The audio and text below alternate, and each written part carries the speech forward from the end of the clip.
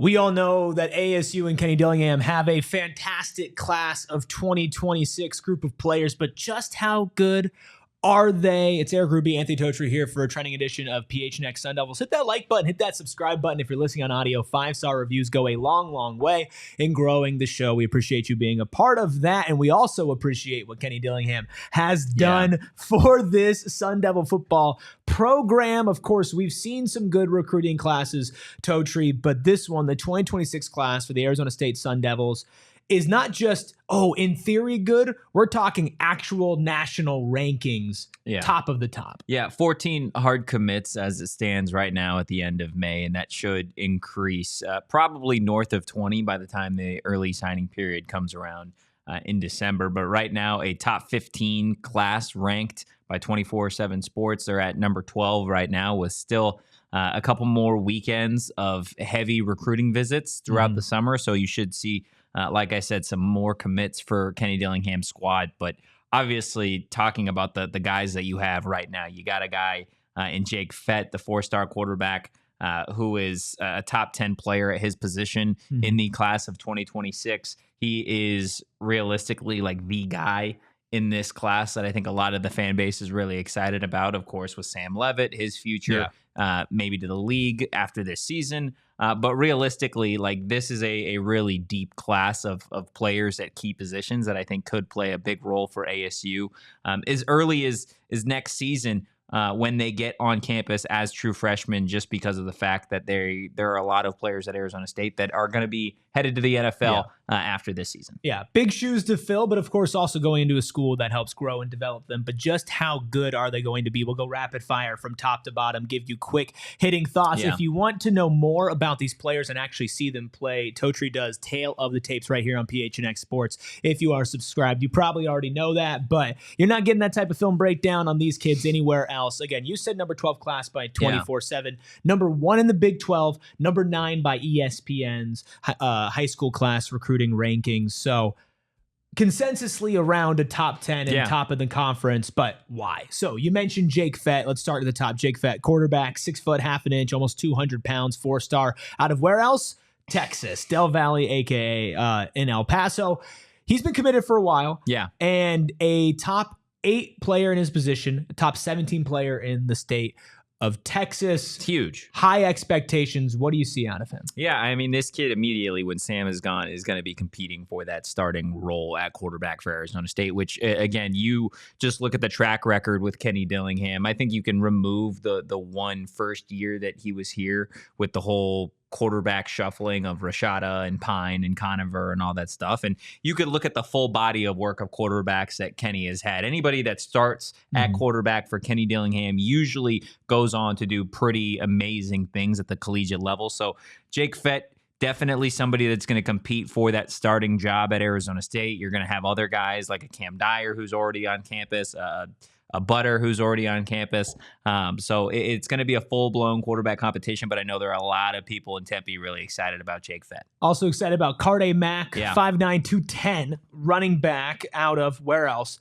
Texas, on a humble Texas, but not to be humble, an 89 overall on the 5-star ranking. That's coming in at 3 stars. Top 40 in the state, top 18 at his position at running back, a prestigious position for ASU. Yeah, 100%. I think this kid has the potential by the end of the next high school football season to be a 4-star by the time he actually ends up on campus at Arizona State. I mean, this kid is a touchdown machine, right?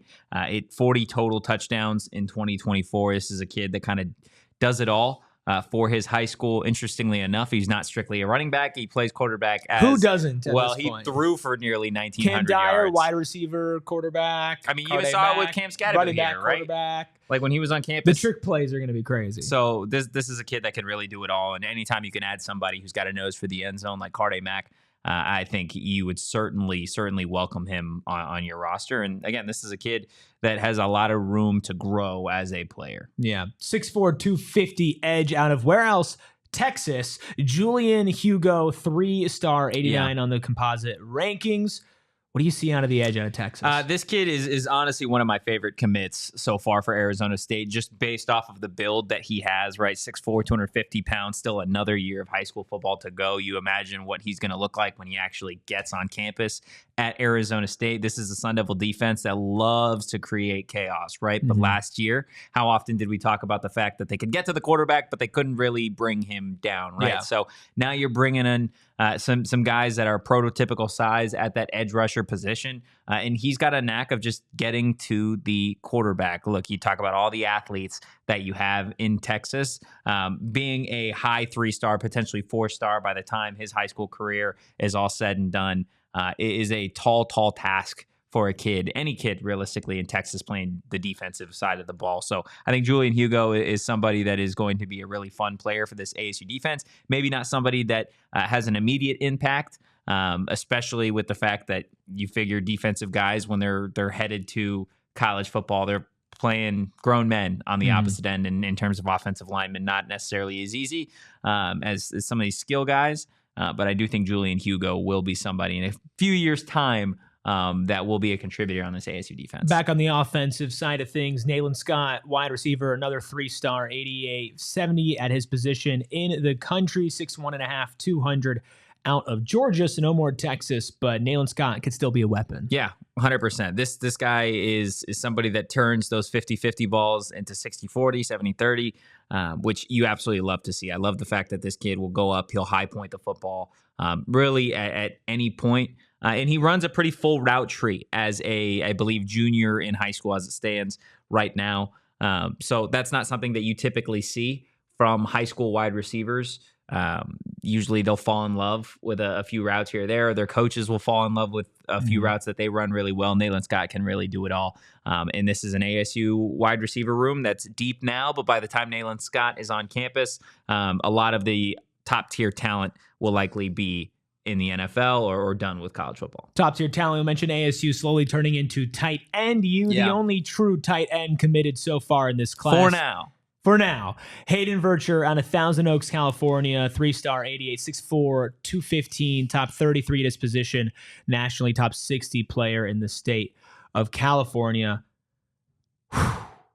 Another tight end. And now it seems like a good lineage of tight ends here at Arizona State. Oh, yeah. And 24/7 Sports has him actually as a 4-star tight end at 6'4", 215 pounds. He's been committed to ASU for quite some time, it feels like. And Hayden Virture, again, great relationship with Jason Mons, the tight ends coach at ASU. This kid, I think, is kind of going to be starting a little bit behind the 8 ball, just because I think when he gets to ASU, well, guess what? There's a ton of tight ends already on this roster that are really, really talented. I think he is somebody that in a few years' time is going to, again, similar to Julian Hugo, be somebody that we're talking about as a consistent contributor. But as it stands right now, by the time he gets on campus, you've still got Jaden Fortier, you've still got AJ Ia, and they'll likely add players in that portal cycle as well. But I don't imagine that Hayden Virture will be the only tight end. There is obviously some speculation as to some other tight ends that Arizona State could add. But Hayden Virture, as fun of an offensive player as you're getting in this class for ASU. How about some beef? 6'5.5", 250. Cortavius Tisipe out of South Oak Cliff in where else? Dallas, Texas. Yeah, I mean, 6'5.5", 250 pounds is a big man, but he's not a man. He's still a kid. He's right? he's not in his senior year. He's still in high school at this point. But this kid moves really well for a high school offensive lineman. And this is what Saga has continued to do, building this ASU offensive line, right? They'll dip in the transfer portal. They'll develop their guys. But they also love adding some of these high school offensive linemen and truly starting to develop them. I don't see Tisipe playing at ASU in his first year, maybe not even his second year. This is a kid that I think can eventually grow into his body and potentially get even bigger and play tackle. I think 6'5.5" is solid length and solid height, but 250 pounds is a little light to be playing tackle at the Division I level. So he's got some room to grow, but when he does grow, I think this is going to be a guy that will be competing for reps along that ASU offensive line. Back to defense, but sticking in Texas. Dcoan Dunn, you tail the tape on Dcoan Dunn, so we can keep it a little bit more brief, but what's some standout things about that corner? Yeah, I think this is a gem, right? This is somebody that could be somebody special for ASU down the line, not necessarily the the highest rated recruit in the state, right? 126 in Texas. He's not nationally ranked. He is a 3-star player, but I love the wingspan of this kid. I believe 78.5 inches on Dcoan Dunn. Not to mention, he plays really solid man coverage.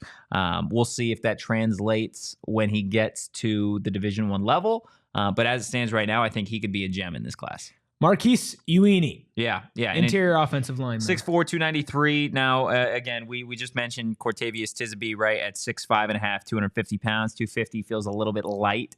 But when we're talking about Marquez, 6'4", 293, this is somebody that for Arizona State doesn't have a ton of interior lineman depth, right? You've got a bunch of guys that could play tackle.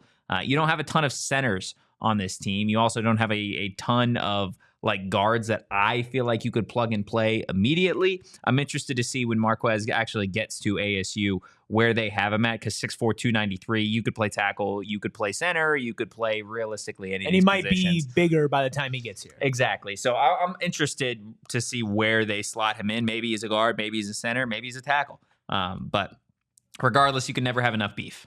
Top 12 player in the state of Arizona, safety out of Liberty, Zth Fouse. Yeah. I mean, we mentioned earlier, right? There are going to be a lot of ASU players headed to the league or done with eligibility in college football after this season. The safety position at ASU is going to be extremely light after this season. Xavier Alford, Miles Rouser, they'll be gone. Of course, you do have guys like an Adrian Wilson who transferred over from Washington State. ASU also experimenting with some prototypical corners as safeties, right? Tony Lewis and Cuba is a name. Chris Johnson Jr. as well. So I think when Zth actually gets to ASU, again, kind of similar with a lot of these guys, like the position group is going to look so different than it does now. It's more of a question mark is like, okay, does ASU experiment with him at corner? Do they move him to nickel? Do they keep him at safety? Because we know Brian Carrington and Brian Ward have no issue moving around some of these DBs. About top 10 player out of Missouri, St. Louis to be exact, Mason Martin, linebacker, also plays tight end, but mainly will be a linebacker for this class. Yeah, I mean, this kid's a tackling machine, right? When we talked about Carde Mack, we said anytime you could bring in somebody that has a nose for the end zone, I'll take somebody that has a nose for just bringing down the opposition, and that's exactly what Mason did last year at the high school level, 170 total tackles, 20 TFLs, 2 interceptions, 4 forced fumbles, 3 sacks. Like, this guy is a stat sheet stuffer. 6'3". The ASU linebacker position over the next couple of years, again, similar to the safeties, is going to be a tad light based off of the eligibility that you've got with Keyshawn Elliott, Jordan Crooks, Cyrus Fiaseu. And I really do like Mason as a complete package at linebacker. He can play in the box. He can run with tight ends. I think this is a really, really slept on piece of this ASU class. Absolutely. Very, very fast, too. One of the things I picked up in watching his tape. Jaylen Williams out of Marietta, Georgia. Top 107 player in the state, corner, 6'1", 170. Yeah, they got him listed as a 3-star. The moment he committed to ASU, they knocked him down to a 3-star. He was originally a 4-star. You see it with Brian Carrington. We talked about it earlier with Dcoan Dunn. ASU likes their lengthy corners, right? This is a guy 6 foot, 170, still needs to grow into his body a little bit, which is, I think, fine. ASU's got a lot of corners on this roster, and they will have a lot of corners on this roster by the time Jaylen Williams steps on campus. So he's going to have an opportunity to probably sit for a couple seasons and grow into his body, similar to the way that they allowed Keith Abney to grow into his body. Absolutely. Back to Texas, back to offense. 6'3", 180 wide receiver, Cooper Reed. Yeah, again, anytime you can get a skill guy from Texas, that is absolutely huge. And talk about huge. 6'3", 180. ASU's got some really lengthy wide receivers already on the roster. 6'5", 6'7", right? Nakeem Lineu. But you're adding a 6'3", 180-pound wide receiver that adds like just a different kind of length, right? There is tall and then there's lengthy. And I think Cooper Reed is more lengthy than just strictly tall. I think this kid, similar to a lot of the younger wide receivers that ASU is going to have to earn his role in a Sun Devil jersey. You don't see a lot of these young wide receivers, especially ones that ASU has recruited at the high school ranks, stepping in day one, not even day two. So this kid's going to have to earn it, but I like the size that he's bringing to ASU. Oscar Aguilar out of California, linebacker, 6'3", 205. One of the bottom two names in this class, Totri, but we've said, and you very much stood on this, not a name to sleep on in this class. Yeah, if there was one player that I feel like was rated just the worst out of 24/7 sports for ASU, it's Oscar Aguilar. I don't understand why he is a middle of the pack 3-star. He is a top 100 player in California. He's one of only a couple linebackers, right? Mason Martin, the other we talked about for ASU in that class of 2026. But this kid moves really, really well. Again, you talk about somebody. You were in love from the moment you started watching. I mean, 156 tackles, 6 sacks in his first 2 seasons. By the time it's all said and done, 4-year starter at his high school. He could play outside linebacker. He could put his hand in the dirt, play defensive end. Of course, like all these other linebackers, they play tight end as well. Yep.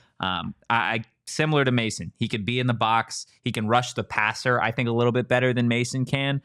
So this kid, 100%. For me, when you're talking about the future of the linebacker position at Arizona State, Martell Hughes, Oscar Aguilar, Mason Martin. I think ASU's in really good hands. Yeah, and I think he can live up to those expectations. Interior offensive lineman Nineva Nicholson coming in at the bottom recruit in this class, but again, still a 3-star, 6'3", 285 pounds. Yeah, similar to when we were talking about Cortavius and Marquez, right? These are guys that have pretty nice size for guys that still have high school eligibility, right? Still have another year to go. 6'3", 285 pounds. He's not tall enough to play tackle, but he is going to be an interior offensive lineman for Arizona State. If he wants to speed up his ability to play at the college level, I think playing center would definitely help him, right? We talked earlier about ASU doesn't necessarily have enough long-term centers.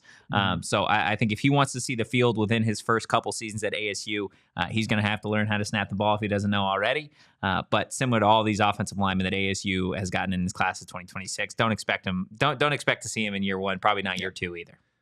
You know, this is a topic that I feel like has a lot of meat left on the bone. We could probably talk about this for an hour. Oh, wait, we do. 5 days a week covering your Arizona State Sun Devils on PHNX Sun Devils right here on this YouTube channel, in this audio feed. Like button, subscribe button, 5-star reviews, again, go a long way in helping us get to 50K subscribers and growing our audience so we can touch more Sun Devil fans' hearts and talk about what's important to them. So if you do support ASU, should also be here 5 days a week, Monday through Friday at 1 o'clock, getting breakdowns of the future, the current, the past, all of it for all Arizona State sports, not just football. We'll talk to everybody else another time.